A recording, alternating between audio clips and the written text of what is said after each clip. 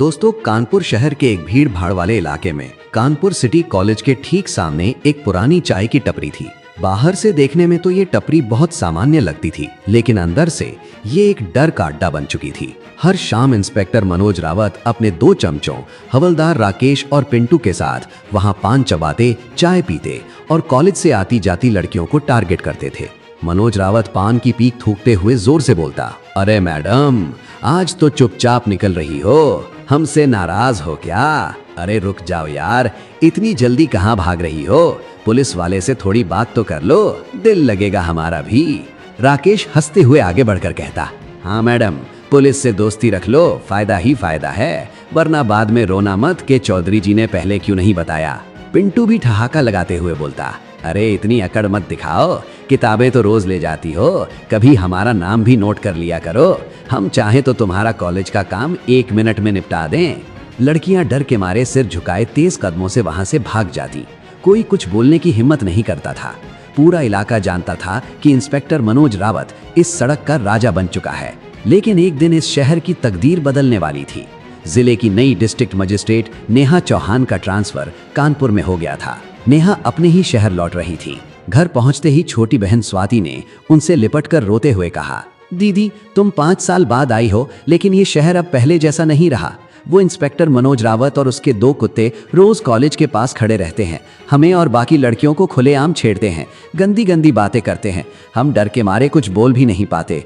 हर दिन कॉलेज जाते वक्त दिल कांपता है दीदी। नेहा ने बहन को सीने से लगाया और गुस्से के साथ शांत स्वर में बोली, बस कर स्वाति, अब रो मत, कल से मैं तेरे साथ कॉलेज जाऊंगी। मैं खुद देखना चाहती हूँ कि इस शहर में वर्दी का क्या हाल हो रहा है। स्वाति घबरा गई और बोली, दीदी वो बहुत खतरनाक है, तुम्हें कुछ हो गया तो? नेहा मुस्कुराई और बोली, मैं यहाँ सिर्फ पोस्टिंग लेने नहीं आई हूँ, इस शहर से कचरा साफ करने आई हूँ।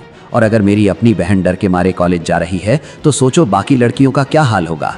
अगली सुबह नेहा एक साधारण कॉलेज लड़की की तरह तैयार हुई।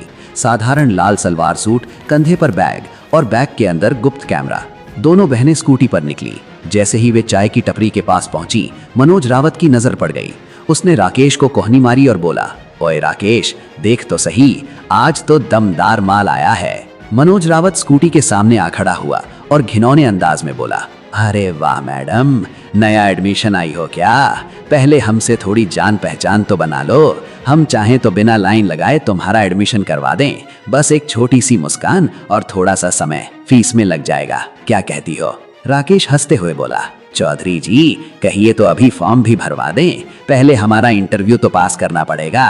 पिंटू भी जोड़ते हुए बोला, हाँ मैडम, इतनी अकड़ मत दिखाओ, हमारी दोस्ती रख लो, पूरा इलाका हमारा चलता है। नेहा शांत स्वर में बोली, इतनी पावर है आप में? मनोज रावत अकड़ते हुए बोला, पूरे इलाके में पूछ लो मैडम, यहाँ बिना हमारे इशारे के पत्ता भी नहीं हिलता। तभी मनोज रावत ने स्वाति का हाथ पकड़ने की कोशिश की। नेहा तुरंत गरज उठी, हाथ मत लगाइए, ये क्या बेहूदगी है? लड़कियों को इस तरह छेड़ने के लिए आपने वर्दी पहनी है, शर्म नहीं आती आपको? मनोज रावत हंसते हुए बोला, अरे मैडम, वर्दी तो हम आप जैसी खूबसूरत लड़कियों को खुश करने के लिए पहनते हैं। ये सुनते ही नेहा का सब्र टूट गया। उन्होंने जोरदार थप्पड़ मनोज रावत के गाल पर जड़ दिया। धड़ाक, पूरी टपरी सन्न रह गई। मनोज रावत आग बबूला हो गया। चीखते हुए बोला, पकड़ो इन दोनों को, जीप में डाल दो, आज इनकी ऐसी हालत करूंगा कि कोई पूछने वाला नहीं रहेगा। इनको लॉकअप में ठूस दो, पुलिस पर हाथ उठाने की सजा मिलेगी इनको। दोनों बहनों को जबरदस्ती जीप में बिठाया गया और थाने ले जाया गया। थाने पहुंचकर मनोज रावत ने उन्हें गंदे लॉकअप में धकेल दिया और ताला लगा दिया।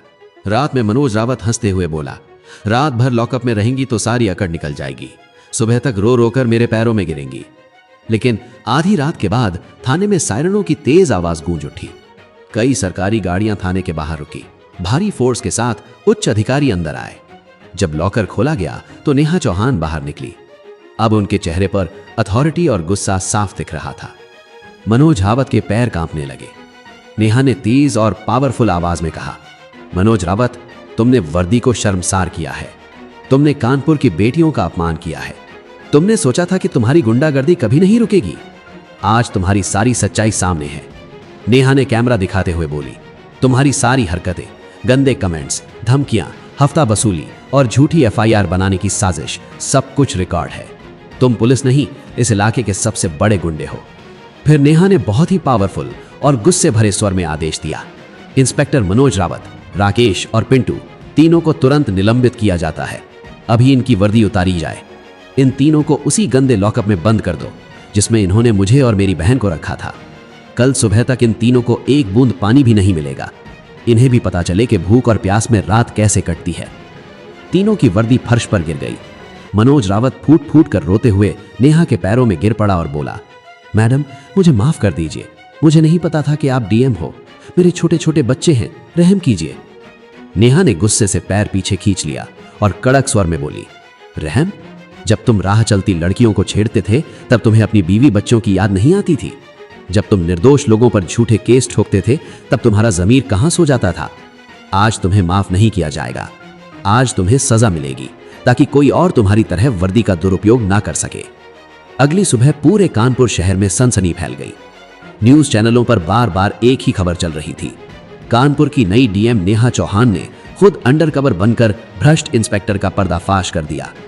कानपुर सिटी कॉलेज की लड़कियां पहली बार बिना डरे सिर ऊंचा करके कॉलेज जा रही थी। उनकी आंखों में उम्मीद की नई चमक थी। नेहा चौहान ने साबित कर दिया कि सच्ची ताकत उस इंसान में होती है जो गलत के खिलाफ खड़ा होने की हिम्मत रखता है। वर्दी का मतलब रौब झाड़ना नहीं, बल्कि आम लोगों के डर को खत्म करना होता है।